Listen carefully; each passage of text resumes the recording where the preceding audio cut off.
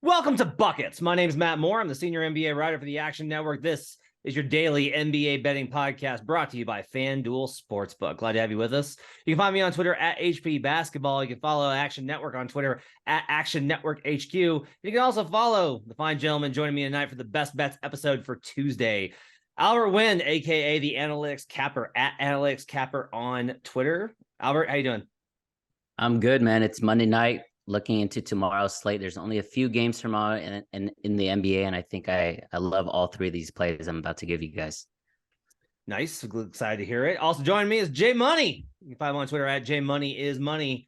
J Cash Bulls +2 on Monday night. Congrats, Jay, on the win. Been looking at your picks in the Action Network app. You've been on quite the hot streak. Let's hope we keep it rolling, man. Yeah, trying to keep it rolling. I'm still mad from Sunday. I take the losses pretty hard, so I'm still mad from Sunday, and I'm glad that AC loves this card because it's not the strongest of my opinion. But let's get to it. All right, guys.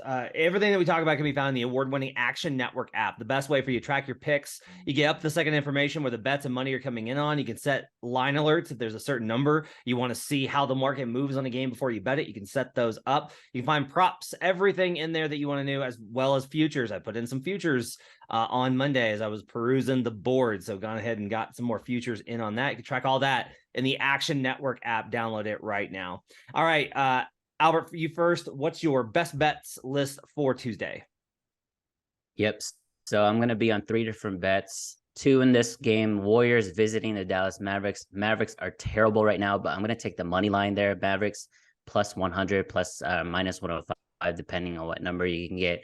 And I like Luka Doncic over 2.5 threes because I think he's going to let it fly tomorrow night. He loves playing against the Warriors, so I like that pick. And then the nightcap to cap everything off, the Clippers on the road in Portland +3.5. All right, Jay, you got one play for us. What's your play on Tuesday? Yeah, I'm thinking about riding with the AC there on the Clippers, but yeah, I'm rocking with the under in this game. It did open up at 217, starting to touch 214.5, but I think it's the right move. The fact that this total is coming down, a ton of guys out for the Clippers as far as offensively. We'll break it down here in a sec. All right, I'm going to have one play. I'm going to go ahead and I'm going to play the New York Knicks -4.5. I was tempted to just go ahead and lay the juice on -185 on the money line because I'm a little nervous about this. We'll talk about why, but I'm going to go ahead and lay the points based off of the free throw idea. Please, Lord, just let the Pistons, Joy and Casey, help me out. Please, just if this is close at the end, just foul for the free throws. That's all I'm asking. Don't hit me with the, we're just gonna let it play out at 4. Don't do that to me. All right. Albert, let's start with you on Mavs and Warriors. So interesting game from a number of perspectives. Mavs have been sliding big time, and they've been sliding versus teams that are missing key players. Warriors at full strength. Here's what's really fascinating for me. So I've got two numbers that I use, and one number is based off of how do these teams match up specifically in terms of how they attack, transition, and half court? Where does that balance out at? And under those numbers, I've actually got the Mavericks here as pretty significant dogs. I've got them as 6-point dogs based off of that matchup data. But power rating factoring home court, and I've got this at Mavs -4. So I'm in the middle here, and I'm not gonna touch it for those reasons. One reason I do like, and this is anecdotal, the Mavs have been good this season on national TV in these like big primetime spots. They've actually played surprisingly well, particularly at home. When they are the spot I want the Mavericks in is I want them as a dog, check. At home, check. And I want them on national TV, check. So this checks all the boxes. Now I'm not going to go with it because I think this game is tight enough and I don't have a numbers edge for me to get there. Why do you like the Mavericks to beat the Golden State Warriors at home? Yeah, that's great analysis, Matt, when it comes to national TV, because it falls in line with their superstar. Luka is a showman. He's a flair for the dramatic. He likes these big spots. I like this game because he really gets up for the Warriors. In their last 5 games, Mavericks have won the last 4 of them, so 4-1 straight up against the Warriors, 7-3 against the spread against the Warriors. So I think those trends are good because he really gets up for the Warriors. He views Golden State as the model franchise, as the model team that, he wants to build the Mavericks around to become.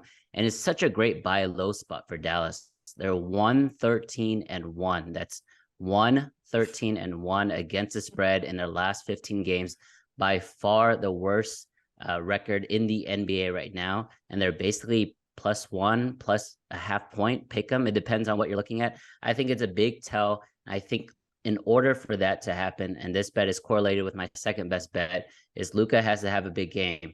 We know Wiggins is an elite defender, especially one-on-one, and he's going to play a lot on Luka Doncic. And I think Luka knows that he doesn't have the athletic advantage against Andrew Wiggins. He doesn't have the quickness advantage. So he's going to settle for a lot of threes. He's going to take a lot of step back threes.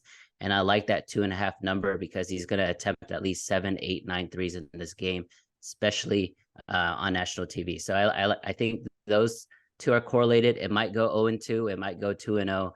But I think it's going to be a tight game, which gives me more motivation for Luka to do well. I mean, look, it's a bold choice with Luka shooting 30%, 31% from three, but when he's hot, he usually hits multiple. So I don't hate the play. I think it's interesting to watch what he's been doing, because basically he's been really good at the rim and on the interior and in the mid range, and not so good from the edge. I kind of see though playing as a counter to what they're going to try and do against them. Jay, I want to ask you on this one, because you typically like these revenge spots. The Mavericks and Warriors have not played since the Western Conference Finals. This is the first matchup. Mavs are dogs at home. Was there a reason you didn't like this one in particular? Yeah, I'd like to take the Mavs here. They had been playing well, to be honest with you. I like it's kind of crazy. I mean, sometimes you kind of have to forecast when a team is going to put it together. They have lost 2 straight national TV games as well. They had a national TV game versus the Celtics, and they just lost versus the Bucks on Sunday. So now this is their 3rd straight national TV game. I'm with it. I lean Mavs here. That's the only way I could look. We know that the Warriors aren't the same on the road. Matt, that's a good point as well with the playoff revenge. I love taking that angle. So I'd like to hop on the Mavs here, coming off 3 straight road games. It's the only way I could look here, but it's just like when AC says that 113-1 last 15.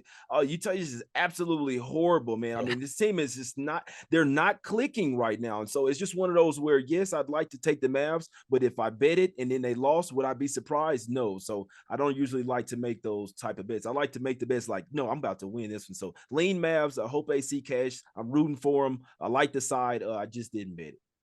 I think what's tough here is the Mavs defense has really struggled with their starters. That's been really bad. Like, it was okay for the first month of the season, and it's really fallen off a cliff. I was looking at the numbers today. When DFS and Reggie Bullock are on the floor, they're bleeding points. Christian Wood, they're having this debate in Dallas right now, Christian Wood versus Dwight Powell, and JaVale's already out of the rotation. Look, any of these, you're going to be in trouble versus Golden State. They're going to pick you apart because they're going to put you in trigger situations. Powell's probably your best bet in those scenarios. You can switch it, and maybe that's a reason to lean Mavs here a little bit, because the Mavs play a higher percentage of switch this season than they did last season. They're switching a ton. That's what you want versus Golden State, is you want to try and simplify all of the actions as much as possible. Just switch it all, on ball, off ball, everything, and try and keep as much in front of you as possible. Don't let them get behind you, which opens up passes on the interior. You collapse, and then they kick to 3. I think that the concern is the Mavs bench has been so bad, especially when Luka hasn't been on the floor and Dinwiddie's been running it, that those minutes versus a Warriors bench, which that's their weakness, right? So now the best way to beat the Warriors is, if you have a good bench, but the Mavs don't. And so that kind of cancels it out.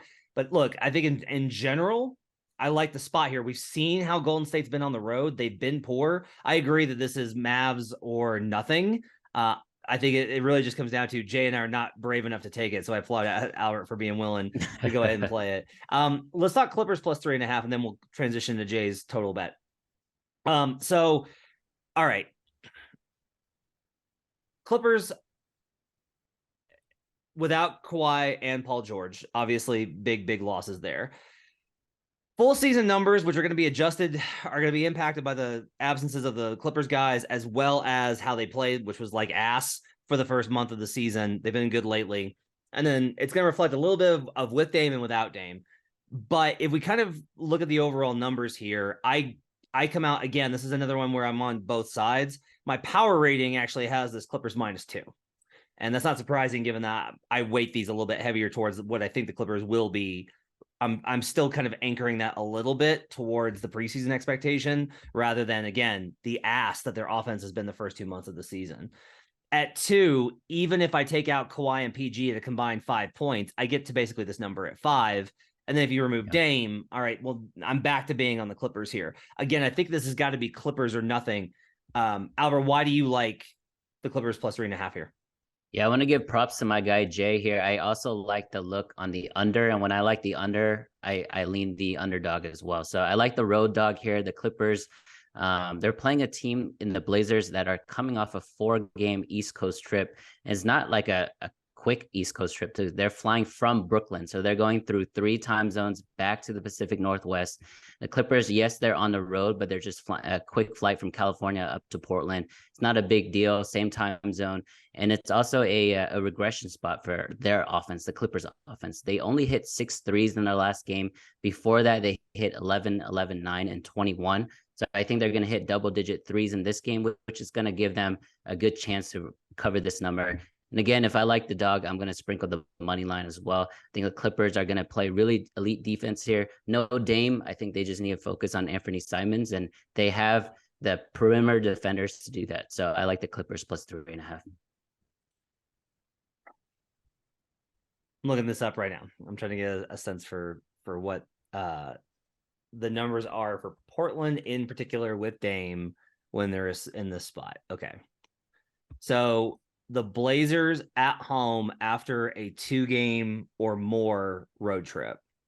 So in that first game back with Dame are 61.8% straight up, 47% against the spread. If we go to favorites, it's at 49%. Let me look at previous opponent division, and we'll look at the Atlantic. Okay, 1 and 2 against the spread. All right, so when they've had to do these kinds of trips, they've only covered at a 48% clip. So we've got like a trend that gives you a slight edge here. I think that does correct for it. The Clippers, I think, have been pretty good, actually. I lean a little bit towards Clippers. I think they're starting to get a little bit of their identity back. The offense is still really bad. Like, that's my concern here, is that Portland's just going to outpace them. But I do think that the Clippers are starting to get it going a little bit. I guess the question here, Jay, because I know you like the Clippers a little bit on this play, but you lean towards the under. So let's go to the under here. I like this is kind of correlated, right? If the Clippers win, it's because their defense holds Portland down. Can they hold down Portland enough to get under that 215 number? I think is my question.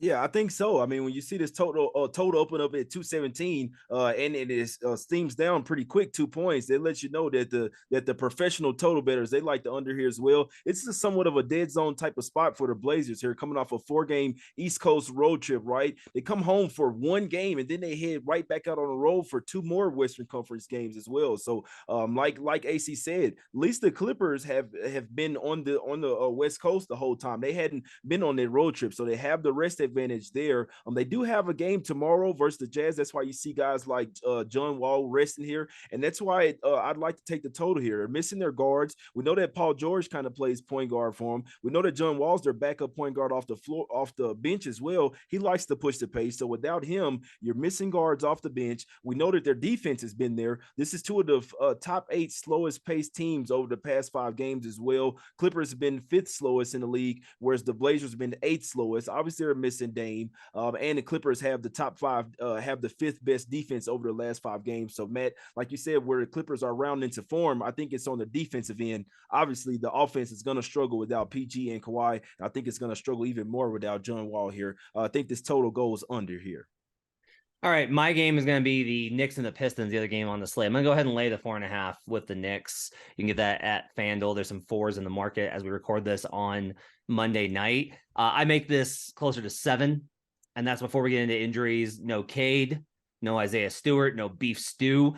Most importantly, though, is Bogdanovich. Bogdanovich is out for this game, and that is a huge freaking loss. If Bogdanovich plays, I still like it, but all indications are that he's going to miss the game. Killian Hayes has played better, still shooting terribly the last couple of games. Like, he's played better, still shooting terribly. This Knicks team, I think, is pretty decent. They're not great. They're not awesome. They're probably not going to make the playoffs, but they're decent. And the Pistons are not.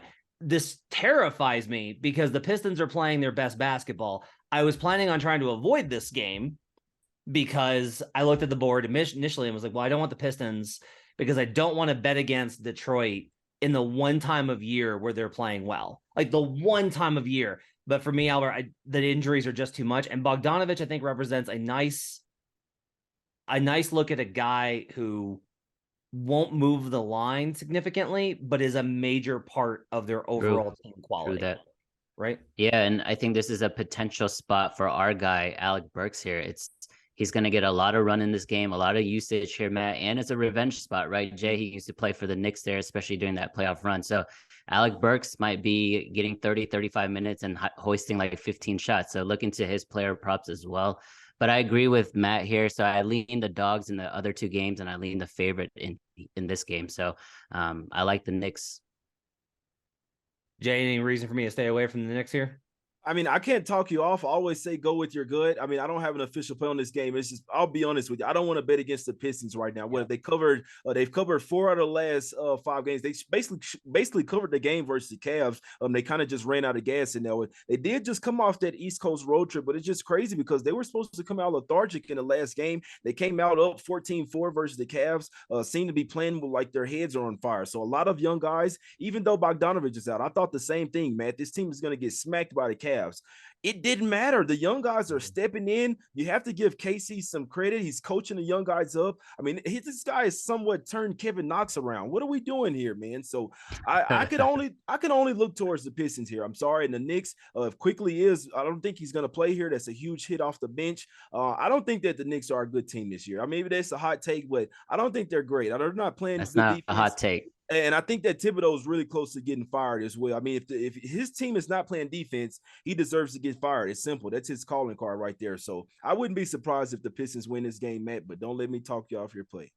All right. I mean, so I guess the only counter I'll say is they have covered, they covered 4 in a row before the Cavs game, but here are the spreads: 10.5, 12, 12, and 12. So we're getting 8 points of differential here. It is in Detroit, but I don't think the home court is significant, is huge there. I will brave the waters and I will go ahead and lay the 4.5. Please, God, do not get me into a spot where Dwayne Casey is just like, let them run it out with it being a 4-point differential. We'll see how. Matt, the Knicks play a lot better on the road. I think, the pressure at MSG in general is, I just don't think they perform well, whether it's Julius Randle, whether it's the fans. They can't really deal with their home crowd. But on the road, I think they're 6-5 on the road against the spread this year, but they're 16-6 overall in the last, handful of games. So I think they're a better road team than a home team. And I think, Knicks getting 4.5, I mean, seems a little fishy. I like it. Also, the fishier, the better for me. I'll also say this: Knicks versus teams under 500 this season, 5-3-1 against the spread, 5-4 straight up. So they do a little bit better when they're not facing, anyone good.